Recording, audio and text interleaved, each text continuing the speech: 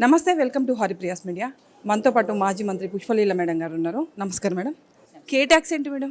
ఇందాక మీరు ట్యాక్స్ అమ్మా, కవిత ట్యాక్స్ అనేది ఎలా ఉంటుంది మేడం ఈ కవిత ట్యాక్స్? అంటే మీరు నిజామాబాద్లో కానీ కామారెడ్డిలో కానీ లేకపోతే మొత్తము తెలంగాణ 10 సంవత్సరాల కాలంలో ఏ పనైనా తీసుకొని వెళితే కవిత గారి ట్యాక్స్ రూపంలో 10% నుంచి 20% లేకుండే అసలు ఏ పని కూడా అక్కడ ఎంటర్ అవ్వదు, అక్కడ ఎవరు చేసుకునే పరిస్థితి లేదు. దానికి కే ట్యాక్స్. మేము చాలా వరకు దాన్ని పట్టించుకొని ప్రజల ముందు తీసుకుందామంటే పాపం మీడియాని కంట్రోల్ చేసేసారు, ప్రెస్ని నోరు నొక్కేశారు, వాళ్ళను మాట్లాడేందుకు చేశారు. మా సాక్ష్యాలు మా దగ్గర ఉన్న అప్పుడు ఏం చేయలేకపోయాం. ఇప్పుడు కే ట్యాక్స్ అనేది పాపం ఆ ట్యాక్సులు ఈ ట్యాక్సులు బాగా ఎక్కువైపోయి లిక్కర్ దాంట్లో పెట్టుకొని ఇన్ని కోట్లాది రూపాయలు సంపాదించుకుంది.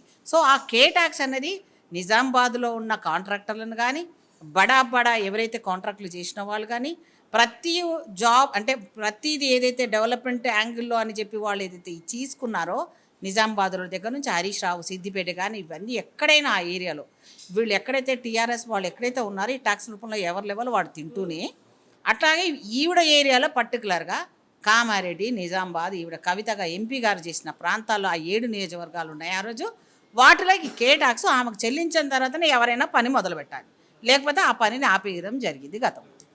ఈ విషయం గురించి కేసీఆర్కి తెలియదు అంటారా? కేసీఆర్ తెలిసి వార్నింగ్ ఇచ్చిన తర్వాత కొంత బంద్ చేసింది ఆవిడ. ఆ తర్వాత ఓడిపోవడానికి కారణాలు తీసినప్పుడు ఇంటెలిజెన్స్లో కేసీఆర్ గారికి ఇవన్నీ వచ్చినాయి కాబట్టే ఆవిడని ఆ రకంగా ఓడిపోయడానికి కారణం అని చెప్పి మందలించినట్టుగా మనకు ఇంటర్నల్గా సమాచారం కూడా వచ్చింది అప్పుడు. అలాగే ఆవిడ చేసిన తప్పులు కూడా ఎందుకమ్మా నువ్వు అవన్నీ చేస్తున్నావు, మూసుకొని కూర్చో అని బెదిరించినట్టుగా కూడా ఆ మధ్యలో ఇద్దరి మధ్యలో కూడా గొడవ జరిగింది, అన్న చెల్లెల మధ్యలో కూడా. నువ్వు చేయబట్టే కారణం వల్లనే అయ్యిందని చెప్పి కేటీఆర్కు ఆమె మధ్యలో కూడా గొడవలు జరిగినట్టుగా కూడా చాలా బాటలు బయటకు వచ్చాయి.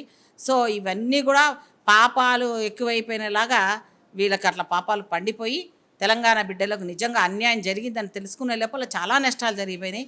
మళ్ళీ ఇప్పుడు అది పూడ్చడానికి రేవంత్ రెడ్డి గారు నిత్యం కష్టపడుతున్నాం, మంత్రులు కష్టపడుతున్నాం, కార్యకర్తలకు నిజంగా కూడా ఎన్నో రకాల ఇప్పటికి కూడా మేము అభివృద్ధిలను తీసుకోవడం చాలా స్కీములు 6 పథకాలు ఇంప్లిమెంట్ చేయడానికి అనేక రకాల ఇబ్బందులు పడుతున్నాము. అయినా ప్రజల సంక్షేమ దృష్ట్యా ఏ స్త్రీలు అయితే బాగుంటుందో ఆ దేశం బాగుంటుంది నమ్ముకునే మేము ఆవిడ సంస్కృతంలో శ్లోకాలు చదివి 4 చెప్పినంత మాత్రాన అది కరెక్టే కాదు, ఆమె ఇంప్లిమెంట్ చేయలేదు, కానీ మేము తప్పకుండా ఇంప్లిమెంట్ చేస్తున్నాము.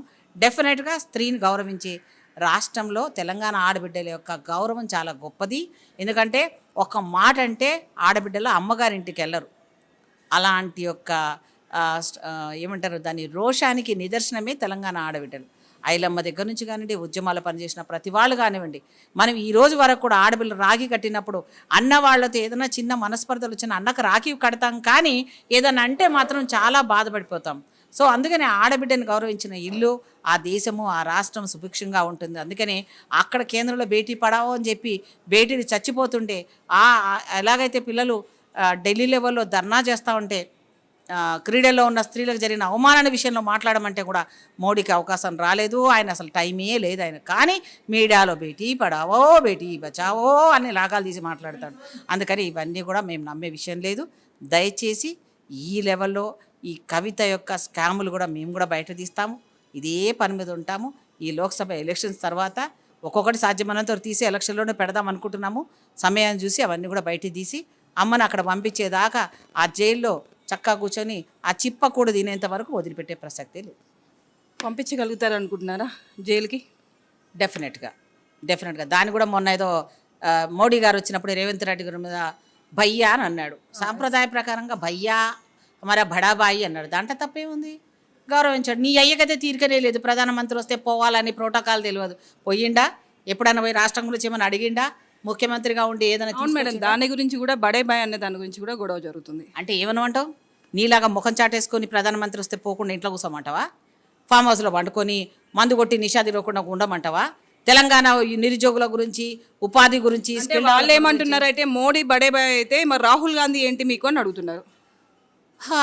రాహుల్ గాంధీ గురించి ఎంత తక్కువ మాట్లాడితే అంత మంచిది. అది కవిత మాట్లాడితే అస్సలు ఊరుకోం మేము. రాహుల్ గాంధీ గారు ఏ భాయా? ప్రజల భాయ్, అందరి భాయ్. అందుకనే ఆయన పాదయాత్ర చేసినప్పుడు అందరినీ కలుపుకొని ప్రజలకు వెళ్తూ మనందరూ కూడా నఫ్రత్ చూడో అని మనమందరం ఒకటే అని కలుపుకుంటూ తీసుకుని వెళ్తున్నాడు. మోదీ ఆ రకంగా చేయట్లేదు. అందుకే అందరికీ ప్రేమ గల భాయ్ ఎవరైనా ఉన్నారంటే మా రాహుల్ భాయ్. హమారా దిల్ కా जीतने वाला भाई है हमारा. दिल का बहनों को मदद देने वाला, आर्मी लोगों को मदद देने वाला, देश को बचाने वाला हमारा बड़ा भाई से लेके छोटा भाई सब कुछ वही भाई है हमारा लिए. మేడం వస్తుందా? ఎంపీ టికెట్ వస్తేనే లీడరు, ఎంపీ టికెట్ రాకపోతే లీడరు. రాజకీయాల్లో ఉన్న సీట్ల సంఖ్య మాకున్నవి 3 సీట్లమ్మా. అందులో స్త్రీ పరంగా ఒక స్త్రీకి అవకాశాలు రావాలంటే దళిత బిడ్డగా నేనున్నాను. డెఫినెట్గా పోటీలో నేను ఉన్నాను. ముఖ్యమంత్రి గారికి విన్నవించుకున్నాను. వాళ్ళ కళ్ళు అంటే వాళ్ళ కళ్ళు అంటే ఒక సమాన అవకాశాల కోసం పోటీ చేస్తున్న ఆ కళ్ళు వెతుకుతున్నారు. అట్లాంటి కష్టపడి వాళ్ళ గురించి చూస్తున్నారు. కాంగ్రెస్ పార్టీ నిత్యము అదే నిఘాలో పనిచేస్తూ ఉంటుంది. అదే లెవెల్లో అవకాశాలు స్త్రీకి ఇవ్వాలనుకుంటున్నప్పుడు పుష్పలీల గారికి ఈ అవకాశమా, ఇంకా బెటర్ అవకాశమా, ఇంకా లోక్సభనే కాదు ఇంకా అంతకంటే అత్యున్నతమైన అవకాశాలు రేపొద్దున కాంగ్రెస్ పార్టీలో రేపొద్దున లోక్సభలో కూడా మేము గెలవబోతున్నాం. మేమే రాబోతున్నాం. ఇంతకన్నా బెటర్ వస్తుందేమో. అందుకనే రాజకీయం ఉంటే ఒక రకంగా, రాజకీయం పోతే కవితలాగా దన్నాలు కూర్చొని మాట్లాడడం అనేది మాకు శాతం అవ్వదమ్మా. త్యాగాలు చేయడమే మాకు తెలుసు. పార్టీ తెలంగాణ ఇచ్చినప్పుడు త్యాగాలు, అధికారం రాకపోయినా ఊరుకున్నాము. ప్రజలకు చెప్పాము, ఈ ద్రోహులను చూడండి, కాపాడండి, మనం చెప్పేది వీళ్ళు చేస్తుంది తప్పని చెప్పాము. కానీ జనాలకు చాలా లేట్గా అర్థమైంది. ఆ తర్వాత మన నిజంగా గుర్తించారు, వాళ్ళని ఇంటికి పంపించారు. ఇప్పుడు మళ్ళీ కూడా అది ఇవ్వలేదు. ముందు నీ ఇళ్ళ నుంచి డబ్బులు తీసి ఇంట్లో బయట పెట్టిన ఆయన దోచుకున్న డబ్బులన్నీ బయట పెట్టండి. దాని మీద ఎంక్వైరీ మొదలేసాము. కరెంటు దగ్గర నుంచి, ఇరిగేషన్ ప్రాజెక్ట్ దగ్గర నుంచి ప్రతి స్కామ్లో ప్రతి శాఖ పరంగా తీస్తున్నామో మిమ్మల్ని జైలు కేసు ఏదైతే దగ్గరలోనే ఉంది అందరినీ. అందులో ఎవరిని వదిలిపెట్టే ప్రసక్తి లేదు. ఆ డబ్బులన్నీ ఉంటే ఈరోజు ఖజానా ఖాళీ అయ్యేది కాదు. మా బిడ్డలకి ఈరోజు ఎన్నో ఉద్యోగాలు వచ్చి ఉండేది, ఎన్నో నిరుద్యోగ సమస్య తీరేది, ఎన్నో ప్రాజెక్టులు కంప్లీట్ అయ్యాయి. ఈరోజు ముఖ్యమంత్రి సెక్రటేరియట్ అని ముఖ్యమంత్రి అంత పెద్ద సెక్రటేరియట్ కట్టించడం అవసరమా? ఇప్పుడు ఆయన సెక్రటేరియట్ గుర్తుకొస్తుంది. అమరుల గురించి మాట్లాడి జ్యోతి కట్టినంత మాత్రాన అయిపోతుందా? అంబేద్కర్ స్టాచ్యూ కట్టినంత మాత్రాన దళితుల బిడ్డల మీద ఆగడాలు కానీ దళితుల గురించి ఎప్పుడైనా మాట్లాడా? దళిత బిడ్డలకు సంబంధించిన అంబేద్కర్ జయంతికి ఏ రోజైనా వచ్చాడా ముఖ్యమంత్రిగా ఉన్నట్టు? ఒక్కరోజైనా ముఖ్యమంత్రిగా దండేశాడా? ఈయన మాకు చెప్పేది, వీళ్ళ మాకు చెప్పేది. సో ఇవన్నీ కూడా నటించడం అనేది పేటెంట్ రైట్ వీళ్ళందరికీ. సో ఆ బొమ్మలు పెట్టి భజన చేసినంత నటించినంత మాత్రాన దళితులంతా ఆయన పక్షాన లేరు, మహిళలంతా ఈమె పక్షాన లేరు. దేశంలో ఉన్న ప్రతి రాజకీయ పార్టీలన్నీ కూడా కవితను చూస్తున్నారు, ప్రతి పార్టీని చూస్తున్నారు. ఒక నేషనల్ మీడియా ఛానల్లో డిస్కషన్ వెళ్ళింది ఈ అమ్మ. ఆ ఛానల్లో ఒక వ్యక్తి అడిగాడు, ఏంటమ్మా మీ పార్టీ చాలా వరకు ఇంత బాగా పనిచేస్తుంది అని బాగా చెప్తున్నావు, మరి మీరేమో ఇన్ని వైన్ షాపులకు ఇన్ని లిక్కర్కు టెండర్లు వేయించారంట, మరి మీ డబ్బులన్నీ అల్లనిచే వచ్చినాయంట కదా, ఇది డెవలప్మెంటా అని అడిగారు. ఆన్సర్ లేదు, నోరు మూసుకుంది ఆవిడ. ఇదే కవిత. కావాలంటే ఆ క్లిప్పింగ్స్ దొరుకుతాయి, మీకు యూట్యూబ్లో వెళ్ళండి. సో ఈమె మా నాన్న బాగా చేసిండు, మా అయ్య చేసిండు అంటే మీ అయ్య చేసిండు నీకు పెట్టిండు, నీ కాందానికి పెట్టిండు. మాకేమైనా చెందినా? మా ఆడబిడ్డలకు ఏమైనా చెందిందా? మా నద్దమ్మలకు ఏమైనా ఉద్యోగాలు ఇచ్చారా? మా పిల్లలకి ఏమైనా చదువు ఏమైనా పెట్టారా? గవర్నమెంట్ స్కూల్ మొత్తం మూసేశారు. ఈరోజు అంతా కమర్షియల్గా చేసేసి దొంగలాగా దాచుకొని ఆ రకంగా నక్క వినయాలని ప్రదర్శిస్తూ ఉన్నాడు.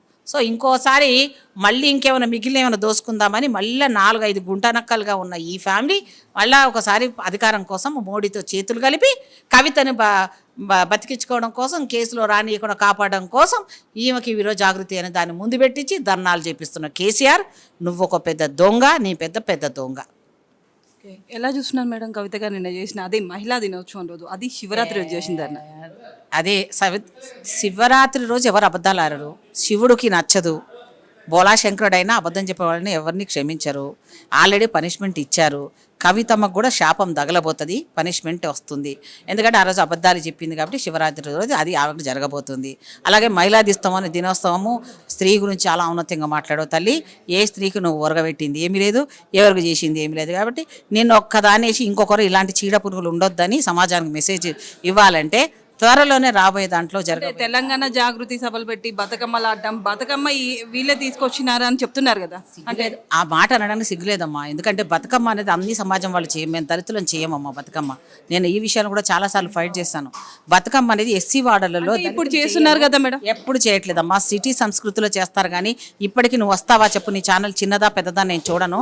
ఎస్సీ బస్తీలలో ముందు అగ్రకరణాల వాళ్ళు అందరు చేసిన తర్వాత లాస్ట్కు బతుకమ్మ ఊరి పొలిమరల్లో లాస్ట్కి చేసుకుంటాం మేము అందరు చేసినాక. బోనాలు కూడా అంతే. బోనాలు కూడా అంతే. కాబట్టి ఇప్పటి కూడా కాస్ట్ వివక్షత ఉంది. ఇప్పటి గ్రామాల్లో కూడా బతుకమ్మ అనేది ఈమె మాకు నేర్పించింది కాదు, అది అనాదిగా వచ్చిన సాంప్రదాయం, అది మా కల్చరు. ఈమెం మాకు నేర్పించింది కాదు. ఈమె బతుకమ్మలు పెట్టి పాటలు పాడి జోగు పరిస్థితులు జోగమ్మలాగా జోగు పాటలు పాడినట్టుగా మాకు ఎవరు చెప్పరు అవసరం లేదు. మా సంస్కృతి ఏదో మాకు తెలుసు.